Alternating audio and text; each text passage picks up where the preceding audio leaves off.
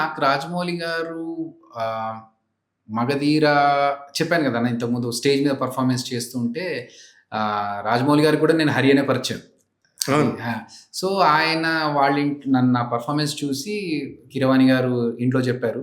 రాజమౌళి గారికి ఇవన్నీ చెప్పినప్పుడు నన్ను పిలిచి ఒకసారి రా అమ్మా అంటే ఎళ్ళా.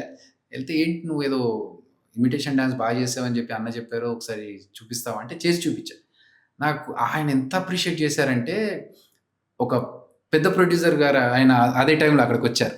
వచ్చి ఇది వేరే వేరే వాళ్ళు కూడా చేస్తారు. ఇలా ఇమిటేషన్ అతను కూడా బాగానే ఫేమస్‌గా చేస్తా ఉంటాడే అన్నప్పుడు రాజమౌళి గారు ఒక మాట అన్నారు.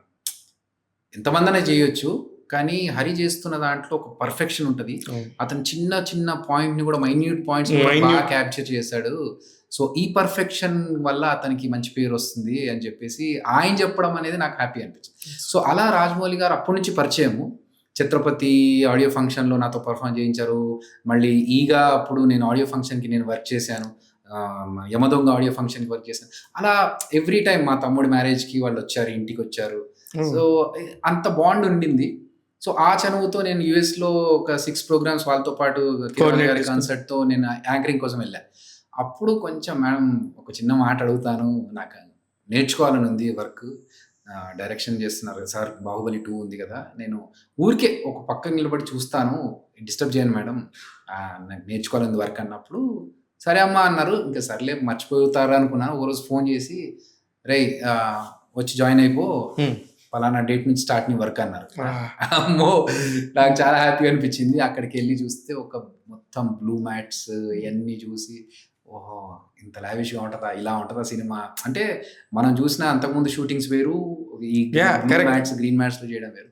సో, అలా నేను అవకాశం అడిగినప్పుడు వల్లి మేడం దాన్ని కన్సిడర్ చేసి నన్ను డిపార్ట్‌మెంట్ అప్పుడు రాజమౌళి గారి విజన్ చూసినప్పుడు దగ్గరుండి చూడటం అనేది కొంచెం అదృష్టమే. అవును. అలాంటప్పుడు ఎలాగా అనిపించింది? డెఫినైట్‌లీ అంటే అంతకుముందు 'ఈగ' ఫంక్షన్స్ అప్పుడు కూడా నన్ను ఇంటికి పిలిచినప్పుడు రా కూర్చో అని చెప్పేసి వాళ్ళు భోంచేస్తున్నప్పుడు రా కూర్చో అని చెప్పి టేబుల్ మీద ప్లేట్ పెట్టేసి కూర్చో రాజమౌళితో పాటు నేను భోజనం చేయాలా? మేము కూడా అంతే చేస్తాం. అసలు అంతా ఇంకా వాళ్ళ దగ్గర అది ఏముండదు. కూర్చో రా వచ్చేసేయ్ అని చెప్తే, ఎక్కడికి మేడం అంటే, రండి రా ఇక్కడ రండి ఇక్కడ కూర్చోండి అంటారు. ఎక్కడ అంటే కీరవాణి గారు బెడ్ మీద కూర్చోండి బెడ్‌రూమ్‌లో ఉంటారు. అక్కడ రమ్మంటారు.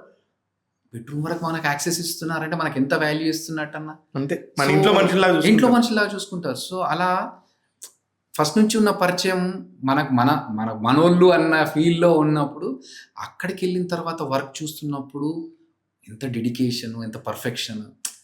ఓహో! ఒక డైరెక్టర్ అవ్వాలంటే ఇన్ని క్వాలిటీస్ ఉండాలి. కరెక్ట్. మనం బయట నుంచి అవ్వాలి అనుకోవడం వేరు.